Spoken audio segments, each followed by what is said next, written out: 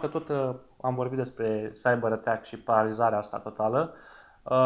Pot să spun cum am abordat-o noi în cadrul unui exercițiu anul trecut. Totul era, pe lângă faptul că fiecare știa ce documente critice trebuia să aibă printate și să le aibă mereu lângă el. Eu nu am fost de acord cu asta pentru că era foarte mult hârtie irosită, dar ce să facem? Pe timpul unei operații militare trebuie să o lași mai ușor cu hârtia printată pentru că, asta este. Și toată lumea avea documentele foarte importante printate lângă. De exemplu, se lucrează foarte mult cu hărți digitale și sisteme digitale de tracking pe hartă. Era de la început exista o persoană desemnată care să updateze o hartă fizică, adică dacă făcea foarte ușor de niște clicuri și punea niște elemente pe hartă, acea persoană trebuia să se ducă la o hartă fizică să pună niște elemente pe harta aia fizică. În caz de pică sistemele, să nu rămânem blocați.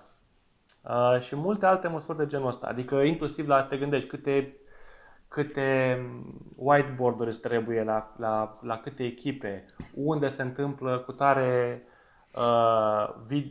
VTC se numește, video teleconferencing. Dacă a picat VTC-ul, unde se întâlnesc acei oameni să vorbească și așa mai departe. Deci contingency planning.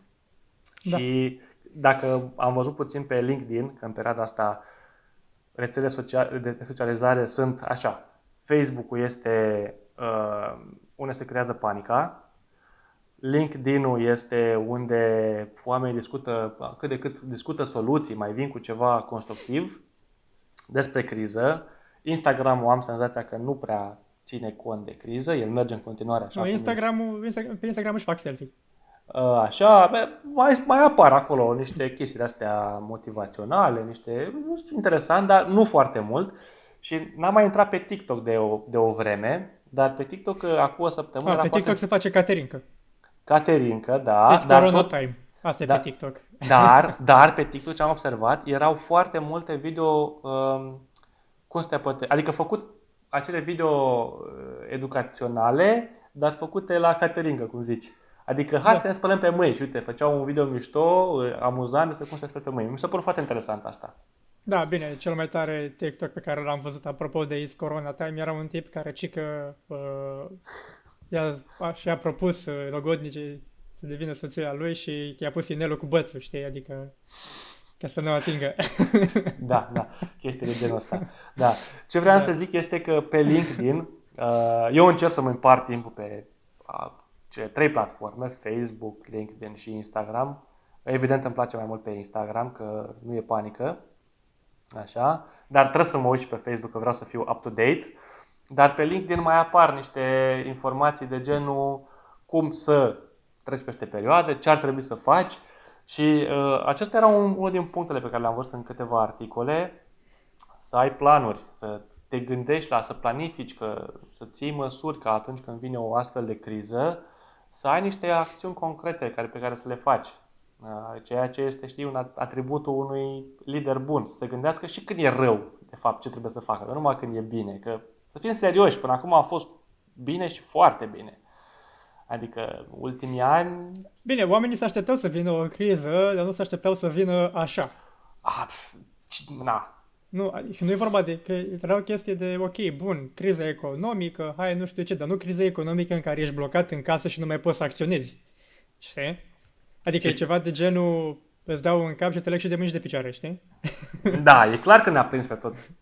Na, Adică, cum ne-a de prins. exemplu, criza din 2008, ok, a venit, n-a fost bine, dar bă, puteți să mergi la muncă. Nu existau bani, nu mai existau bani, s-au pierdut sau pur și simplu Na, au știi? dispărut Adică, niște bani. Acum cred că da, sunt bani și nu se mai cheltuie și nu se mai câștigă atât de mult. Asta e da, părerea acum se mea. blochează și e foarte multă frică și frica asta afectează inclusiv bursele. Da. Uh, Dar uite, un aspect important, apropo de asta, postasem și pe Facebook la un moment dat și mi se pare important de evidențiat, mai ales pentru angajatori și pentru oameni care, au organizații în care au angajați, că și în ONG-uri mai sunt angajați. Uh, Pe cât posibil să se meargă pe principiu, mai bine suferim toți un pic decât unii să sufere foarte mult. Adică, băi, dacă, să zicem, la tine în echipă, până acum toți aveați salarii de 3-4 mii de lei, ia calculați-vă să vedeți cu cât vă descurcați de pe o lună pe alta și ăla să fie salariul. Și în rest să fie bani albi pentru zile negre. Pentru că altfel o să consumați din vistierie mult mai repede decât e cazul și poate criza asta o să dureze mai mult decât vă așteptați. Auzeam aseară într-un podcast pe cineva pardon, care a zis că să ne așteptăm nu la 2 luni, ci la 6, poate chiar 2 ani. Wow. Și acum, e un scenariu mai fatalist, dar în același timp viața are sens. Adică noi venim cu niște scenarii de genul, în 2 luni o să fie bine, pentru că în majoritatea țărilor, în 8 săptămâni, statistic vorbind, ăsta a fost trendul. Da. A fost un vârf la săptămâna 4 și până la săptămâna 8 s-a cam liniștit. Da. Dar poate nu o să fie așa. Poate organizațiile, instituțiile nu o să funcționeze așa. Și atunci tu trebuie să planifici pentru mult mai multe luni decât una. Că uite, de exemplu, eu pot să spun, pe mine m-a fript. Mie mi-au picat toate liniile de venituri în 24 de ore. Da. Joacă pe asta. Da. Și acum, ok, am trecut mult în online și mă focusez mult să generez alte surse pe online. Dar nu am cum să nu spun că nu a venit cu un plus de stres perioada asta. Adică, efectiv, am văzut cum au picat pe toate părțile, toate liniile de venituri și e cam plus, nasol. Da, știu, și probabil că sunt foarte mulți care au pățit exact. la fel. Și panica asta generată, eu asta încerc să spun, panica asta care se generează într-una nu este bună la absolut nimic. Dar știu că e foarte greu să ieși din situație și să gândești mai mult rațional decât emoțional. E foarte, foarte greu. Dar ceea ce nu-mi place, și apropo de ce se întâmplă în rețelele de socializare, nu-mi place panica asta creată de pe Facebook. Este foarte multă panică. Și mai e o chestie care pe mine mă deranjează. Bine, asta e și pentru că sunt, de fapt, trăinuit ca un comunicator public. Adică nu eu neapărat să ies în fața camerei să vorbesc, că asta chiar nu sunt încă acolo unde mi-aș dori să fiu, dar știu cum funcționează. Dar înțelegi importanța mesajelor. Înțeleg ce se întâmplă în spate, da, și mă cam abțin acum să comentez la cum comunică liderii noștri de la numărul 1 în jos și da, ce mesaje transmit oamenilor, pentru că, bine, am să zic doar atât. Ceea ce fac ei, grupul de comunicare strategică, nu e comunicare strategică și dacă sunteți curioși, vă pot explica ce înseamnă comunicarea strategică și de ce ceea ce se întâmplă acum nu este comunicare strategică și ceea ce mie lipsește este efectul creat de această comunicare. Adică nu văd un efect. Văd un efect, dar nu ceea ce ar trebui să fie. Văd oamenii din ce în ce mai panicați atunci când ies anumiți lideri să comunice, când ar trebui să fie invers. Da, din păcate, acum o să sune poate cinic, dar grupul ăsta de comunicare strategică, la nivel de percepție în momentul ăsta, e perceput ca grupul de cenzură subiectivă sau selectivă.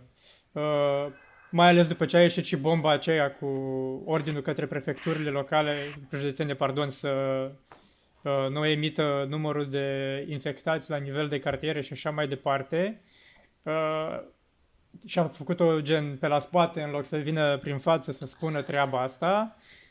A creat o lipsă de transparență cu care noi nu eram neobișnuiți, dar a adus un plus de neîncredere, apropo de efecte, în loc să aducă un plus de încredere. Adică corect ar fi fost din punct de vedere al comunicării strategice să vină cineva în față și să spună: am observat că e foarte multă dezinformare pe canalele X, Y și Z. Și în consecință am spus, ok, vrem să centralizăm informația și să vă dăm ceva ok. Deci dacă venea și cineva și zicea treaba asta și transmitea un mesaj elegant, transparent și o spunea pe față, oamenii erau ok, viața are sens. Deci eu nu sunt deloc, să zic, decizia asta de a comunica centralizat și sincronizat este un principiu al comunicării strategice. Un altul ar fi transparența și un alt principiu ar fi always tell the truth, adică tot timpul să zici adevărul. Și adevărul poți să-l împachetezi în foarte multe feluri, astfel încât oamenii să înțeleagă. Dar, la momentul de față, cred că sunt multe disensiuni și ne lipsește ceva în comunicarea asta publică în România. De ce nu mai avem purtători de cuvânt? Există, dar nu ies în față. Adică, hai să fim serioși. De ce? Eu pot să spun din experiența mea, iarăși. Eu am experiență în mai mult în exercițiile astea planificate și desfășurate în tot felul de zone ale lumii, da? În mediul virtual, să zic, dar sunt foarte bune și mi-au dat așa o vedere de ansamblu. Noi când ne antrenăm și când plecăm, să zicem, dislocăm 500 de oameni în comandament și să zicem că facem o operație militară, evident vor veni la un moment dat niște răniți, niște oameni pierduți în luptă și așa mai departe.